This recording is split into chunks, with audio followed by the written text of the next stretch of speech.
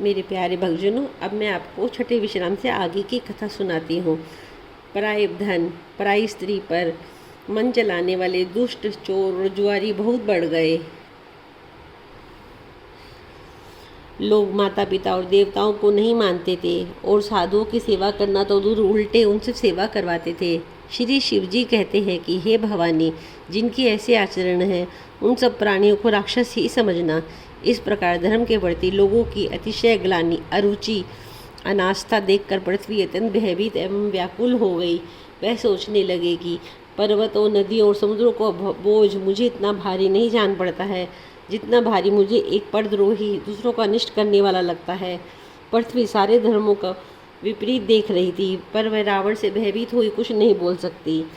हृदय में सोच विचार कर गौ का रूप धारण करके धरती वहां गई जहाँ सब देवता और मुनि छिपते फिरते थे। पृथ्वी ने रोकर उनको अपना दुख सुनाया, पर किसी से कुछ काम न बना। तब देवता, मुनि, गंधर्व सब मिलकर ब्रह्मा के लोक सत्यलोक को गए। भय और शोक से अत्यंत व्याकुल विचारी पृथ्वी भी गौ का शरीर धारण किए हुए उनके साथ थी। ब्रह्मा जी जान गए। उन्होंने मन में अनुमान किया कि इससे मेरा कुछ भी वश नहीं चलने का। तब उन्होंने पृथ्वी से कहा कि जिसकी तू दासी है वही अविनाशी हमारा और तुम्हारा दोनों का सहायक है। ब्रह्मा जी ने कहा, हे धरती, मन में धीरज धारण करके श्री हरि के चरणों का स्मरण करो। प्रभु अपने दासों की पीड़ा को जानते हैं, ये तुम्हारी कठिन विपत्ति का नाश करेंगे। फिर सब देवता बैठकर विचार करने लगे कि प्रभु को कहाँ पावे ताकि उनके सामने पुकार कर सके। कोई बैकुंठपुरी जाने को कहता और कोई कहता कि प्रभु क्षीर समुद्र में निवास करते हैं। जिसके हृदय में जैसी भक्ति और प्रीति होती है, प्रभु वहाँ उसके लिए सदा उसी ही रीति से प्रकट होते हैं। हे पार्वती, उस समाज में मैं भी था।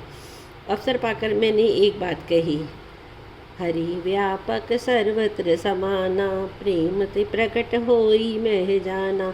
देश काल दिशि विधि सु माही, कहूँ सो कहाँ जहाँ प्रभु नाही।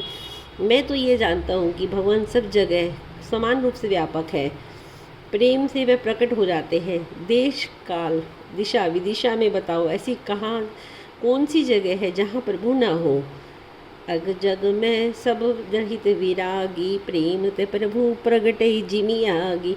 मोर वचन सबके मन माना, साधु साधु करी ब्रह्म बखाना।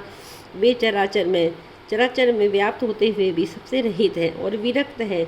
उनकी कहीं आसक्ति नहीं है। वे प्रेम से प्रकट होते हैं जैसे अग्नि अव्यक्त रूप में सर्वत्र व्यापक है, परंतु जहाँ उसके लिए अग्नि मंथन आदि साधन किए जाते हैं वहाँ वह प्रकट हो जाती है। इसी प्रकार सर्वत्र व्यापक भगवान भी प्रेम से प्रकट होते हैं। मेरी बात सबको प्रिय लगी। ब्रह्मा जी ने साधु साधु कहकर बड़ाई करी। सुनि विरंची मन हर्ष, तन पुलकी नैन बहनीर। स्तुति करत जोरी कर, सावधान मति धीर। मेरी यह बात सुनकर ब्रह्मा जी के मन में बड़ा हर्ष हुआ। उनका तन पुलकित हो गया और नेत्रों में प्रेम के आंसू बहने लगे। तब वे धीर बुद्धि ब्रह्मा जी सावधान होकर हाथ जोड़कर स्तुति करने लगे। जय श्री राम।